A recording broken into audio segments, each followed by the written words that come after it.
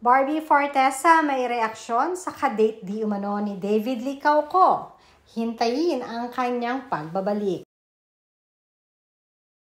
Latest update muna tayo para sa kabarda. Na ngayong araw nga ay nagbahagi ng magiging kaganapan itong si Barbie Fortesa sa kanyang teleseryeng Kontrabida Academy.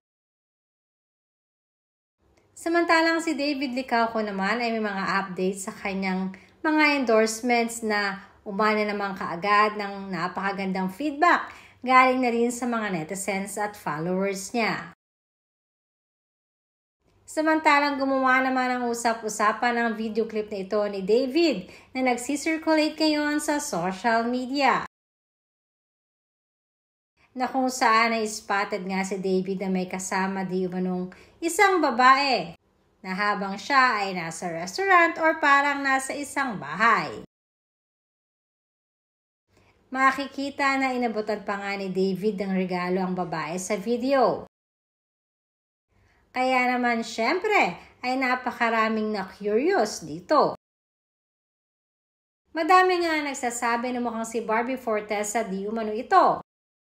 At madami rin naman nag-react na hindi ito maaaring si Barbie Fortesa. Dahil alam naman natin na kasalukuyang nakabakasyon ito sa USA.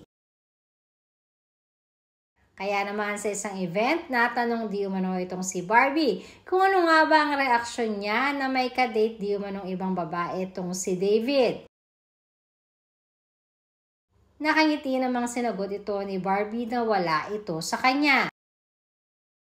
Dahil alam di umano ni Barbie na ito ay kasama lang sa mga projects at mga endorsements ni David.